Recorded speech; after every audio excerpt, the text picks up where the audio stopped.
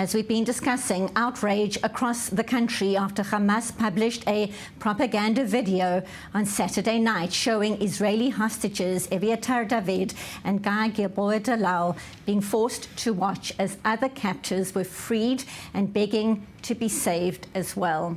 As we saw in that report, their families have given permission for the video to be made public. In it, the two young men plead for Benjamin Netanyahu to secure their release.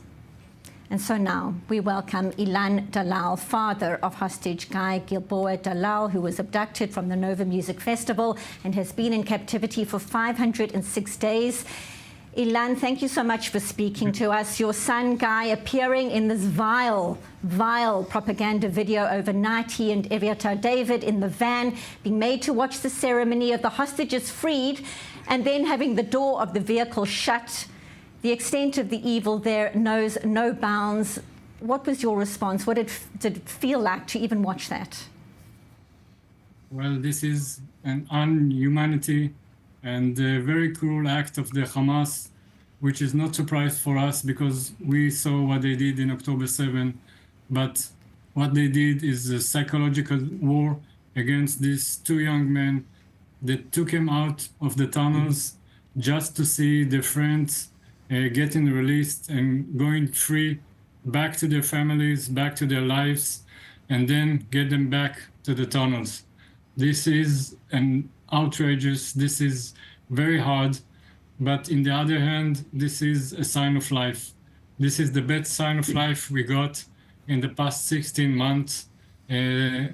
Finally, I can hear and see my son in a video which was taken a few hours before it was published, and we can see that he's a little pale and a little thin, but he's okay, relatively okay, and he's speaking, and he says what the Hamas told him to say, but he wants to come home, of course. He wants to be exactly like his friends that's standing on the stage and getting released.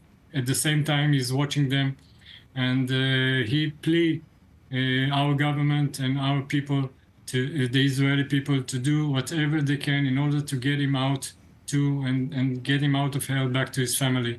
So I find it a little bit encouraging because we can see that he's fine, he's not wounded, and this is the first time we see that, and we see that he's not alone, he's with his best friend Evyatar, and this is to give us a little strength. It's so sick and twisted, as you say, but of course the video is proof of life, and it just solidifies the need to get the hostages out of terror captivity. Over and above the conditions there, the psychological threats and the games, the manipulation, just one more layer of cruelty. What did you read into his voice? Obviously much of what we saw was staged. It appears as much, at least. What kind of insights can you share about what you heard, if any? Well, I don't really looking into what they said because Hamas told them what to say, but their plea to get back home is real. They really want to get back home. We are hearing now all around from the coalition in Israel, people that say that they want to come back fighting after the first phase is over. And I'm very, very scared that if it will happen, that this will be a death sentence to whomever stays behind, including my son. Because we know that the IDF cannot operate in full power in Gaza right now while there are hostages in there, because it's endangered them. They can die maybe from the IDF bombing, and maybe they will be murdered if IDF come near them by the Hamas, or maybe they just won't last in this horrible condition they are. So I think the most important thing right now for our government is just to continue to release all hostages, and after that they will have enough time to finish the job with Hamas. You mentioned the comfort seeing Guy and Evyatar together, as you say, best friends since childhood.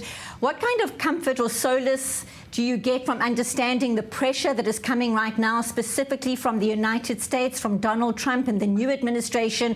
They want to see all the hostages coming home. How does it help you getting through each hour of each day? Well, first, when the administration changed, it was on our behalf, because I think that Donald Trump is one of the main reasons why this phase took place from the first place. I don't know if it would happen if not Donald Trump was in the administration. So we are hoping that Donald Trump will keep pressuring our government in order to achieve the second phase. And if he will put his weight on it, then I believe it will happen. And this is our hope. We get up every morning and gather ourselves together, because I know that my son is in the tunnels and is depending on us to get him out and to do whatever we can. And we are his voice, and we cannot be despaired in any time at all. Ilan Dalal, strength to you and your family. We hope for good news about Guy and Evyatar and all the hostages. Thank you so much for being with us on the Rundown. Thank you very much.